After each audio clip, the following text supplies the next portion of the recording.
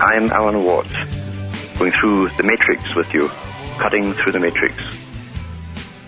Just showing you how audacity, doing that unexpected, doing something that no one, especially great multitudes, would ever believe, would win the day if you were bold enough to try it.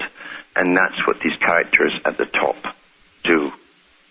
It's unthinkable that people within your own system at the top, powerful people, family dynasties, foundations, could be in collusion to harm you in any way at all. And yet they have been their whole existences.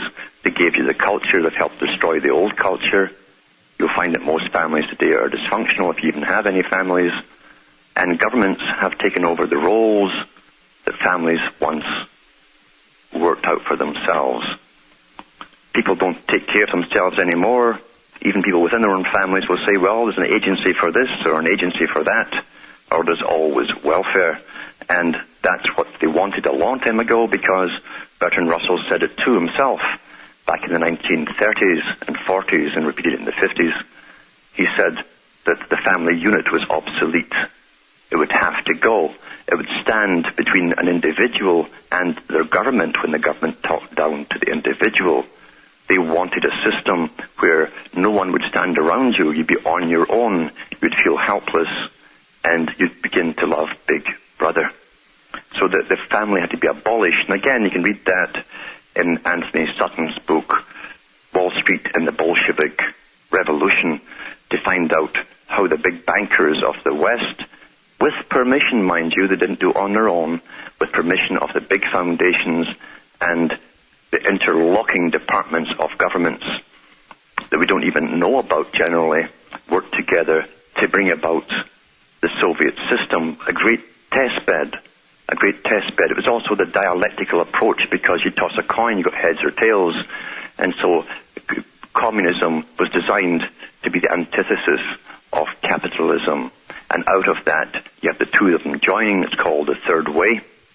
Plato talks about it too.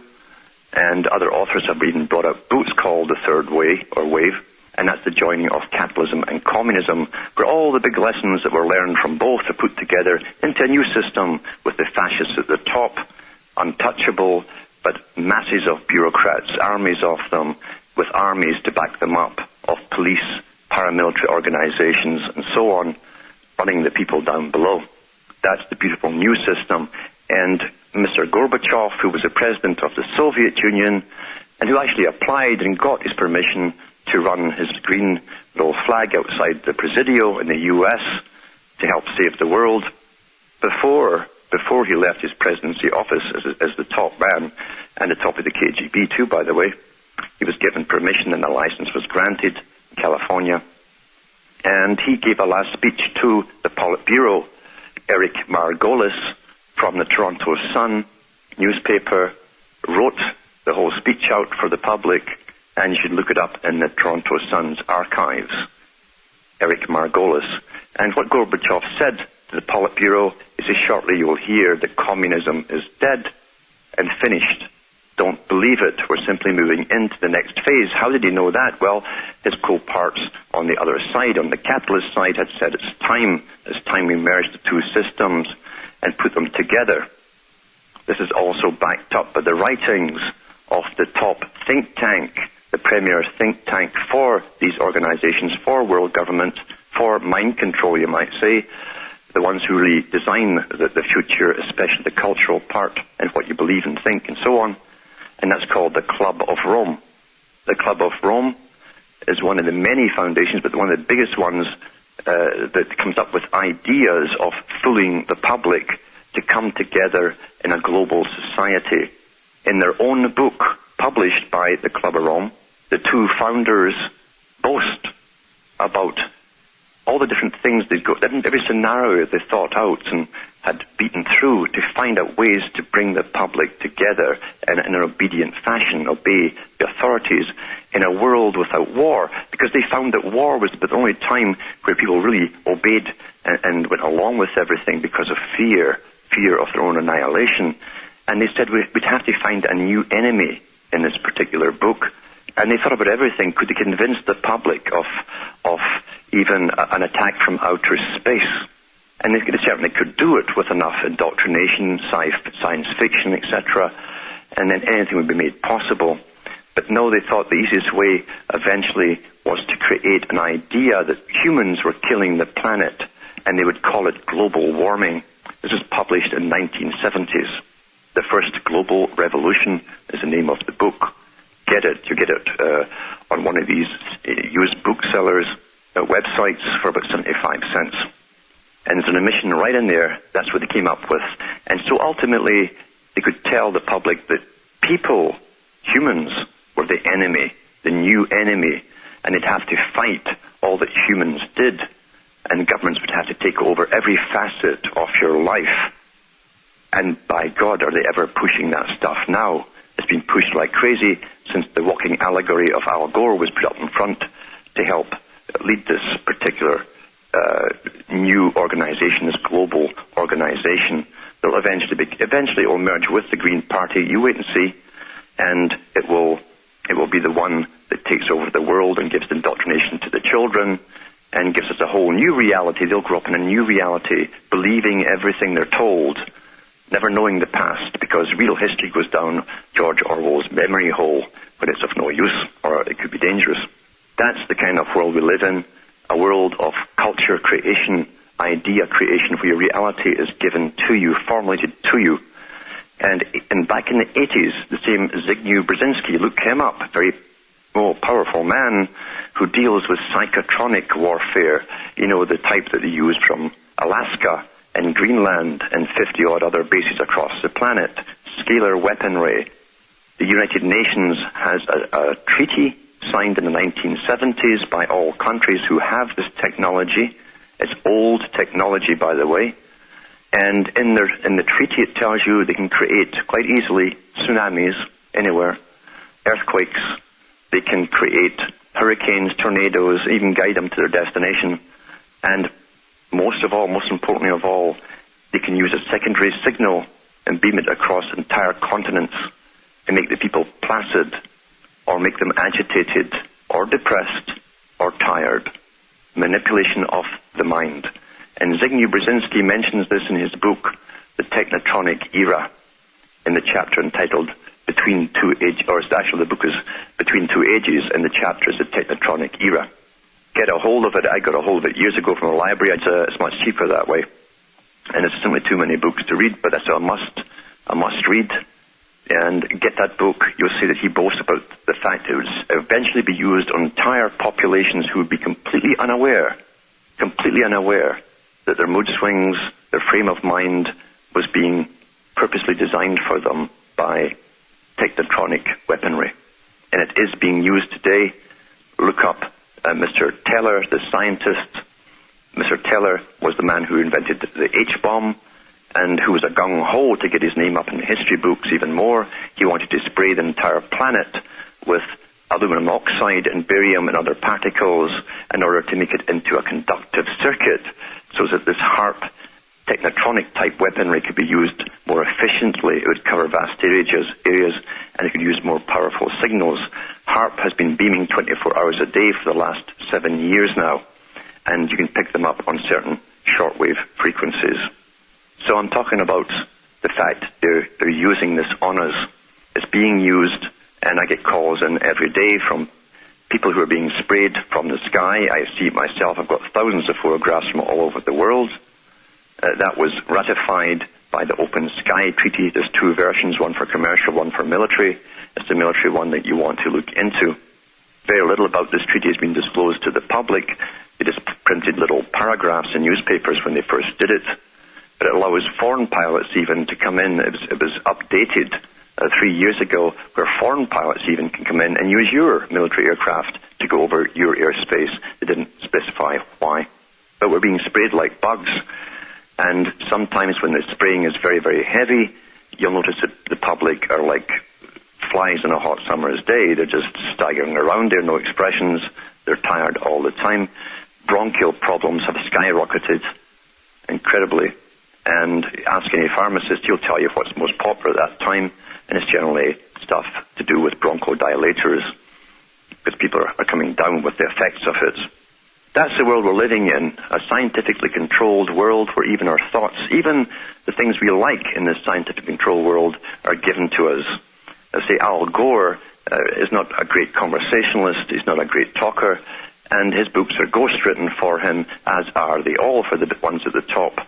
Even the scripts they read off are written by scriptwriters, professional scriptwriters, and they're just frontmen themselves with very big paychecks, because they always get jobs for the boys, even the wayward ones of the better families. They have to get something for them to do, and they do like a little bit of status. Now, where's it all going from here? Well, they gave us all the internet. And I remember the hype when computers first came out, because Britain at that time was going through massive unemployment, and been going through unemployment since World War II, and right through the 70s into the 80s. And what they hadn't told the public, but have now declassified officially, yes, they had planned in 1945 and signed treaties of the United Nations in 46 that they would deindustrialize over the next 40, 50 years, but the public were not to be told that it was an official policy. And sure enough, year after year, as the suicide rate went up and people had no jobs, the factories pulled out, and they didn't tell them where they were going. They also declassified recently that the Amalgamation Treaty for Europe was set, the department in Britain was set up in 1948, a select panel of bureaucrats who worked on it consistently, and it said at the end of the report, it was declassified only about 4 years ago, now that it's all over and done by, they said that the public must not be told about this, it must not be admitted this is an amalgamation of the country with other countries until it's all over and done. So in other words, they lie. And all through the 70s, 60s and 70s and 80s and 90s, prime ministers would always have little quips in newspaper where they went over to France or Germany and they would say they were cementing closer ties. The same terminology that's now being used when we see the three amigos meet from Mexico, Canada and the United States of America, signing little agreements. They have about 4 more to sign up to 2010, or actually 3, and 3 more agreements to sign, and then it's a done deal. But at the free trade negotiations in the late 80s, it actually came out. They talked about even a new capital, because you must have a new capital, you see, that runs the whole show for the continent, and that they said that the best bet at that time was Montreal. That was all official stuff at that time. We are living through an agenda. We are living through a business plan. The world itself is run on one huge, incredible business plan. Once you understand business plans, it starts to make sense to you as they take over country after country after country. And those countries that would not join this, they decided back in the early 1900s, actually the late 1800s even, would have to be eliminated one way or another. Those people of different races, and at that time John Stuart Mills and others were talking about Africa, for instance. They said those who would not mimic the white man's work ethics would have to perish. Those who would actually, those amongst them who could mimic the white man would be allowed to come through. AIDS is having a tremendous toll, especially on the young, and all they have there is moonshine that they make. They have their little stereos, and they listen to all the much music stuff that's sent over by the West, and they just have sex all the time and pass the AIDS virus around. Documentaries have shown this, and it's an awful, awful situation. We're seeing young people come down with even crippling arthritis. Juvenile arthritis is on the increase. Our immune systems are down, our fertility rate is down, and we're gradually being brought down slowly too. He's the universal soldier, and he really is to blame. His orders come from far away no more. They come from here and there, and you and me. And brothers, can't you see? This is not the way we put the end to war. Hi folks, Alan Watt back with Cutting Through the Matrix. And you can't really say much more than that song, because that's part of the problem. The elite in all ages have known how tribalism works, and they use it to good effect especially when they're taking down societies and breaking the bonds of families, etc., because every tyrant in history knows that the young want a strong leader. You find that in American cities too, where many areas there's single mums there.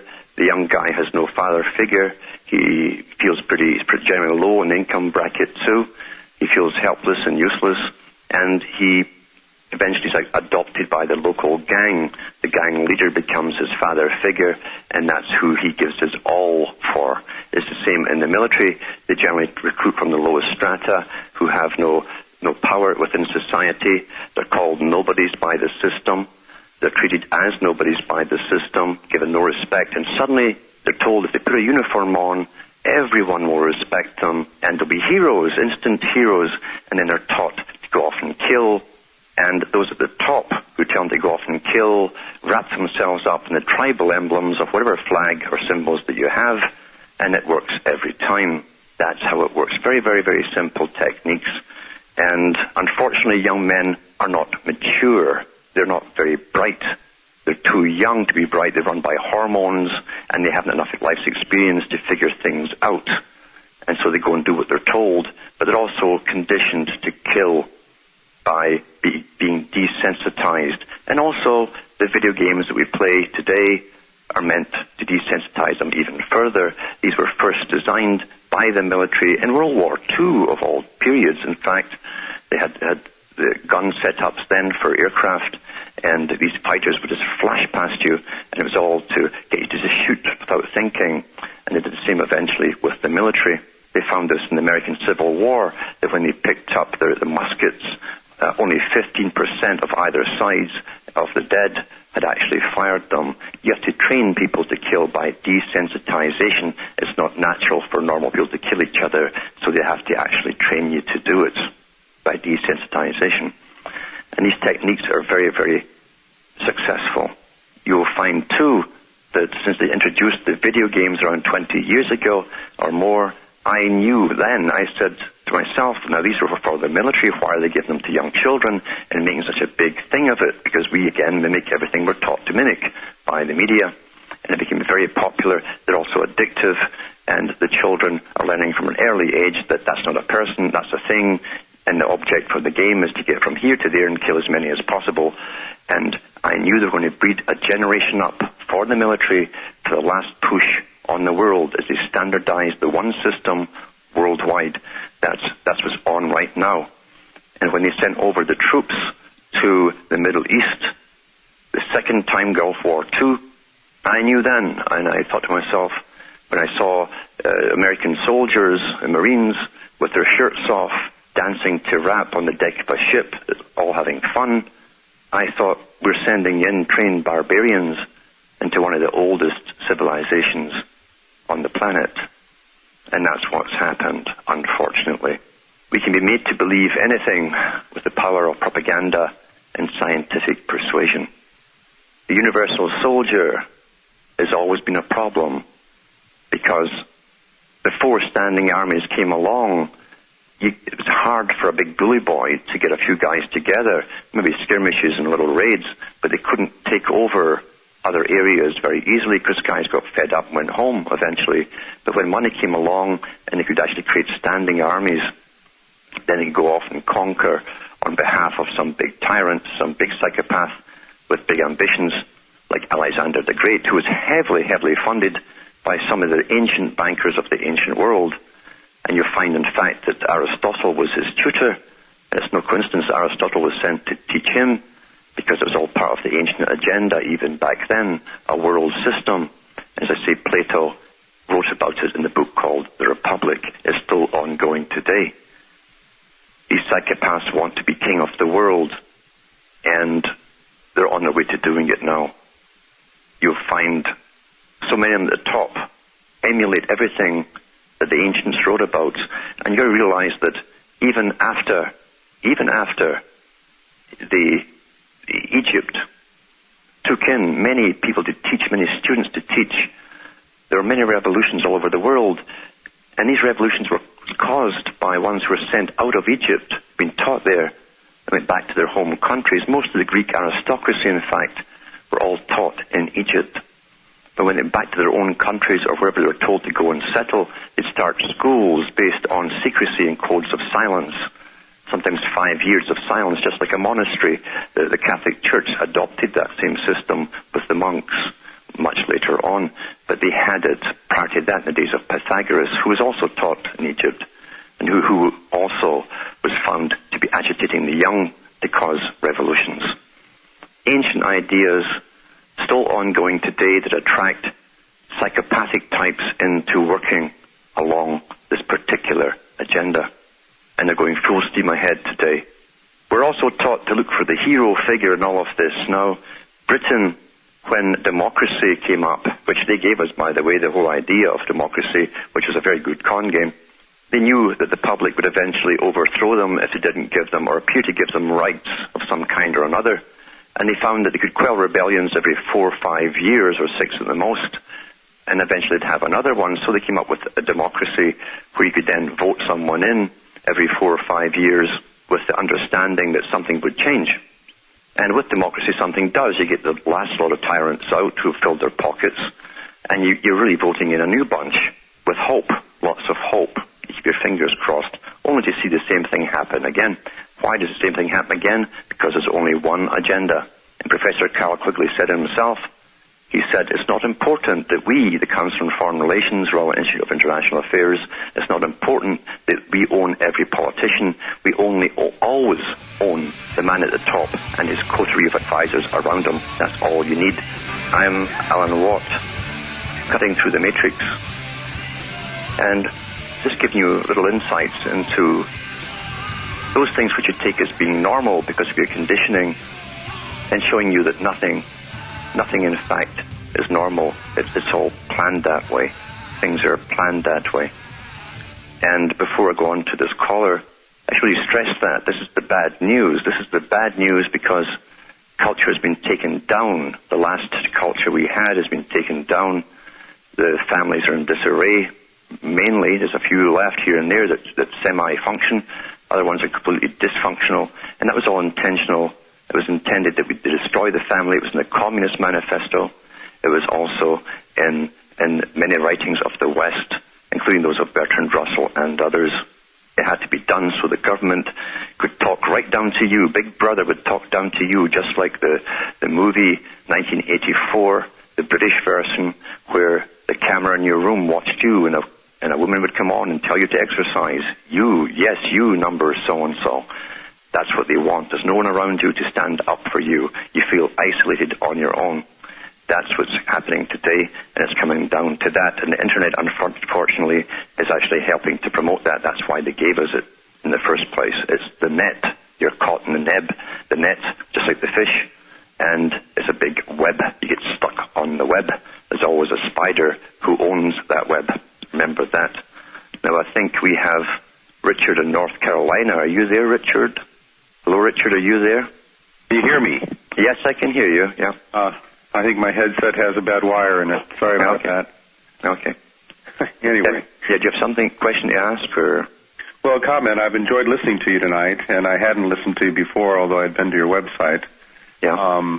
But yours is a more thoughtful commentary than many that I hear. I'm, however, feeling a bit pessimistic these days about any hope of really changing the matrix as it seems to be. And I was wondering if you have any concrete suggestions about things that individuals might do. Yeah. Well, right now, we have no choice. Individuals who understand what has been happening. And here's the problem. I've always explained this to people over the years. The British Intelligence Service and the CIA, because they do fund big-time authors and promote them heavily, they gather what they call intelligence. Intelligence happens to be people who are giving facts out, documentable facts. And they get these guys to write it into books and mix it with science fiction. And when people hear that stuff and it's promoted, their names become pretty well known. So when you come up with the basic facts, they add on to it all the farce that they've read as well or heard about, and they throw the truth out with the baby out with the bathwater. That's how that's called counterintelligence. And so I tell people don't go into all this conspiracy stuff. You don't have to. It's published. H.G. Wells called it and published a book called The Open Conspiracy. He says everything that we want to do has been published, and it has been. There's no aliens in here. There's no walking crocodiles or anything like that.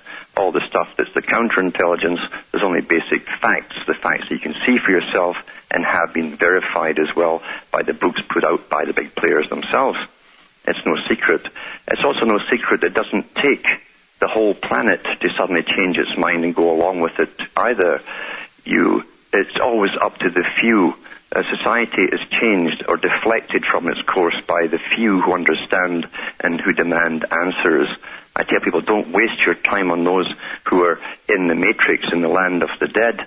You have to get those who are asking questions, and primarily I try to aim at the younger ones because those are the ones who still have a chance to do something. They're going to go through the brunt of it. They're the ones who are going to really steer the course of this, and they haven't been so jaded or beaten down by life in itself, so depressed that they sit back waiting for a pension quietly. No, they're active, and they have the right to guide the direction of the world that they want to grow up and live in. That's what they have. So I aim towards those and try to give them as much encouragement and knowledge as I possibly can. I can imagine that one of the problems for the youth, though, at least within the American system at the moment, and I'm sure elsewhere, is that they kind of get dumbed down by the process of education. Yes, it's a scientific indoctrination. Again, I'd read the book. It was put out by Lord Bertrand Russell, who taught both the communist side. He was sent over from Britain to start up communism in China. He wrote about it in his own biography. And he started up an experimental school, one of the first experimental schools, where they tried to encourage all the things that we saw break out in the 60s. They told them to have sex, in fact, make schools pre-puberty, in fact, to see if they could, the more sexual progression they could have in puberty, the less chance there would be to have a mate for life down the road, because he thought then, like the rest did, and he says this in his memoirs, we thought we would have to separate the child from the parents or they'd be contaminated by old ideas. It says now we find out if we can give them a scientific indoctrination at the age of 2 in kindergarten, then it's more economical to allow the parents to still pay for them, but we shall give them all of their thoughts. So it's a scientific indoctrination, you're quite right. In addition to that aspect, it certainly also helped eliminate any structure that people might belong to that would be opposed to or in contradiction to the that coming from the powers that be. And that's correct. The culture, again, because people think it's all natural, and because they have been taught, and Russell also said this, he says, we shall create a world where the average person will be unable to think for themselves. They'll rely upon expert advice, and you can't even turn on the weatherman without some expert popping in and telling you how to dress that day. It's all training you not to think for yourself. Zbigniew Brzezinski said in his own book, Between Two Ages, he said that shortly the public will be unable to reason for themselves. They'll only be able to talk about the subjects given to them on the previous night's news. And unfortunately that's happened. It's worked with most people. You see it right away when you have conversations with people. If you tell them something that should be visible to them, like the spraying overhead, they'll dismiss it immediately because it's not coming across the mainstream news. Therefore it cannot be important. One of the best things I ever did, and I did it quite inadvertently, but I've maintained it now for about 2 years, is to not watch television, which has actually helped a whole lot. Yes, and there's no doubt about it. You know, Margaret Thatcher, when she was in power, another woman who admitted at the Massey Hall lecture in Toronto, the lecture was called The New World Order. This is back in the 80s. She said that she belonged to a parallel government comprised of the Royal Institute for International Affairs and the Council on Foreign Relations. She said, we do the real work behind the scenes, and they all know each other. But she herself was caught putting out ads on television, subliminals on the BBC, and that was a big scandal at the time. Well, all television now has subliminals in it, even the fictional things that you watch, not just the ads, and it is affecting the people in ways they don't understand. It's a scientific indoctrination, remember. That's what the big boys called it themselves.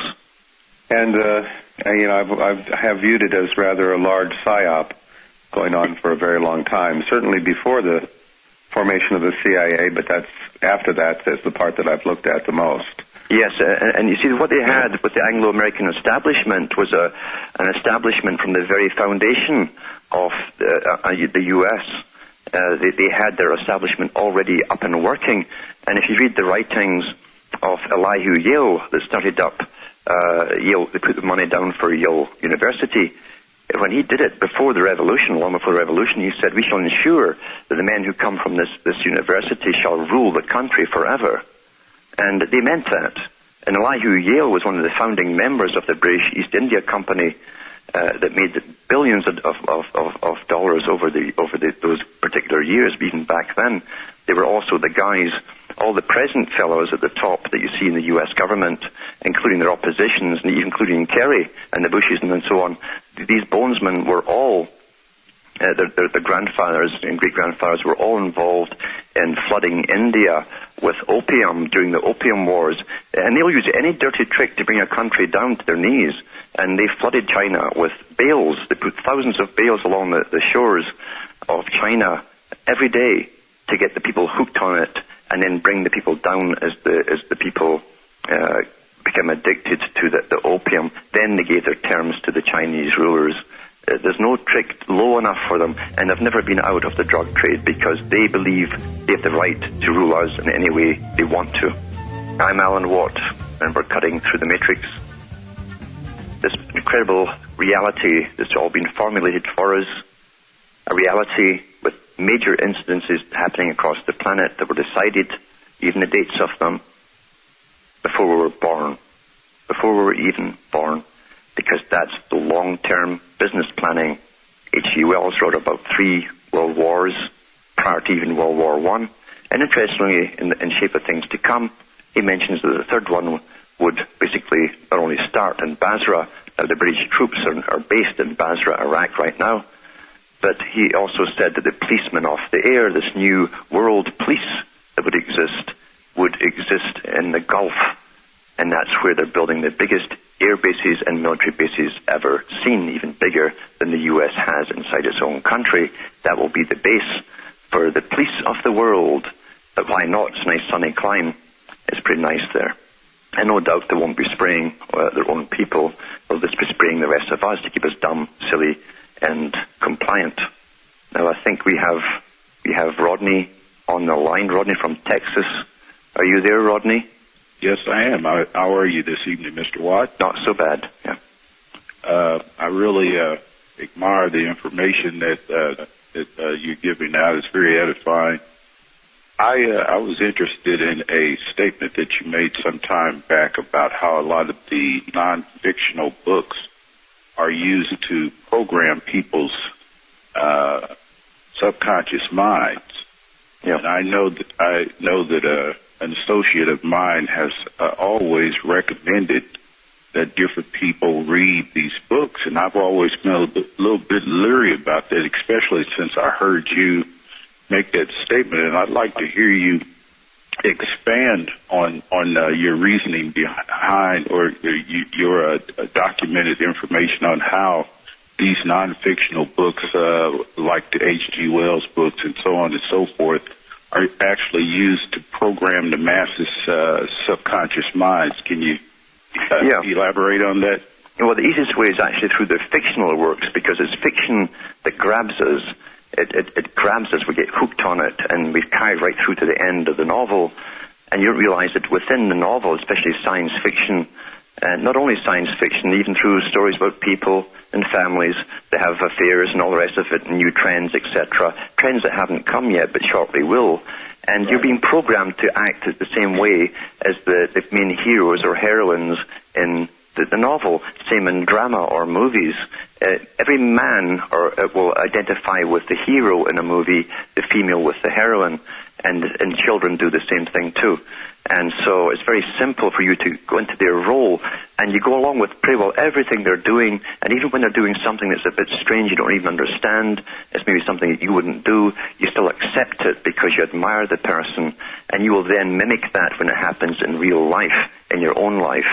And that's how simple it is to put out predictive programming. But they also put out bigger ideas where changes in society come along, even the brain chips, all through science fiction movies, all now since the Loyola meeting when the world scientists got together to discuss the coming brain chip, how it's all ready to go. And they actually said at Loyola, that's in Louisiana, they said that the only thing they have to do now is get the writers working for fiction works to put it into comics, into cartoons, and into movies, make it exciting so the children, the youngsters will want it. So this is all ready to go. And you realize that it's primarily fictional works that put down the sensor part of your brain. You don't realize you've just been programmed with an idea. Whereas if you went through a scenario in your own life without that programming, you might come to a different conclusion or do a different thing in a particular instance of your life. Well, if you see it in the movie, you'll emulate what the hero did. I have a theory based on some readings that I've done that one can actually program their own subconscious. Yes. And not allow these evil powers to do it for you. Now it's not very difficult, but nevertheless, and I don't want to get into it, but I just want to ask you, can one actually program their own mind, and what would be the fundamental steps that a person could take to do that sort of thing? Well, I did it growing up. I realized what it was all about. When I just turned around and watched audiences in movie theaters, I watched them. I watched the expressions on their faces. They're all captivated, excited, or sad, or whatever. And I realized the impact it was having on their emotions. You see, if you couple an idea of change with an emotion, it impacts the mind and you remember it. And that's what it's done. It's emotive change that makes the reality come out in your own life. It fixed it in your mind. So when you realize you're being programmed, I tend to study movies and not to enjoy them, but to study how they're done, what are the main messages in them, and I don't fall into the trap or the actual story and get carried away and forget myself. So I analyze them and study them, and you will find it so easy to not to get dragged in, and you'll also see what the main points are that they want to get across to the public. Now, one last question for you, Mr. Watt. I heard you say that you have a lot of books in your personal library, and some of the titles that I heard you give, I actually attempted to go to some sources and get these books, and I couldn't find them. But if you could just recommend 1, 2, or 3 books that your listening audience could go out and read and really get some substantive information out of that would help one to get break through this matrix, what would those 1, 2, or 3 books be? I'd tell them to go in and get at least Tragedy and Hope by Professor Carroll Quigley, and The Anglo-American Establishment, also by the same author, followed by a book called Foundations, Their Power and Influence. Very good book. It tells you the real agendas. They all have agendas. They're not charitable works at all.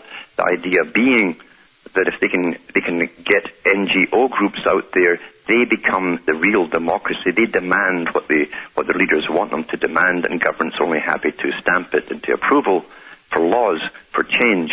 So that's the new system. That's the Soviet system, actually. The Soviet means rule by councils or NGOs. That's the same thing. And the foundations run these NGOs, and the boys at the tops of the foundations, like the Rockefeller Center, they've been giving out, and I have video of it from inside their own meeting halls where Mr. Rockefeller gives out citizenship awards, world citizenship awards, to all the top players that you've heard in the media. All the big players get world citizenship awards. Well, how can they do that and then go back into politics and claim they're national and they're standing up for your rights? It's impossible. These guys are liars. They've already sworn allegiance to a world agenda, and they're going full steam ahead, and they control all the big groups that you've heard of in your life that demand changes or laws put into the books. These are the guys behind it. Would you agree with this statement that you can tell a lot about an individual by the people that they associate with Oh, yeah, sure you can, yeah. Okay, because, for example, I've noticed that certain individuals tend to gravitate toward the people like what you just described, the intellects, and many of these intellects are into this eugenics and transhumanism and that sort of thing. And I personally, I just don't feel comfortable being around people that I know have these sort of evil agendas. But this person that I know tend to think that you need to know their plans. So the best way to do that is to be on the inside. But I just think that that's a very dangerous thing if a person has a constant relationship or association with individuals like that, because it may rub off on you. What do you think? Well, yeah, you have to be an incredibly strong person who knows yourself. The old saying, know thyself, has to be appreciated and understood, because only then can you withstand anything and be, or they'll attempt to indoctrinate you, and it won't affect you if you know yourself and you know what they're doing and why they're doing it and how they're doing it. Very few people can stand up to that. But you're quite right. People who are into that kind of thing tend to be excited by that, the prospects of it. They tend to be a bit domineering themselves. They like power. And that's the whole thing about psychopathy. The psychopath loves the one who's more superior than him, who has power. They worship them, in fact. They hate and fear those below their own ranks. And they'll do what they're told. Pathocracy is another book out there. People should get their hold off. It goes through the nature of these leaders. That goes hand in glove with the system we've had for thousands of years with money. Psychopaths at the top get there by clawing their way up, by destroying all competition and wrecking lives or whole nations if need be to get that power. And then they interbreed to produce more psychopaths to keep it running. They give to the people down below them a psychopathic culture of winners and losers. We're all trained at school to run out of those stalls and become winners, and only a few succeed. We have a psychopathic system. We've got to get a humane system back, and it's a system for the people. Now, I'll be back again, and that's in the show tonight, I believe. And from Hamish, my dog, and myself from Ontario, Canada, it's good night, and may your God, or your gods, go with you.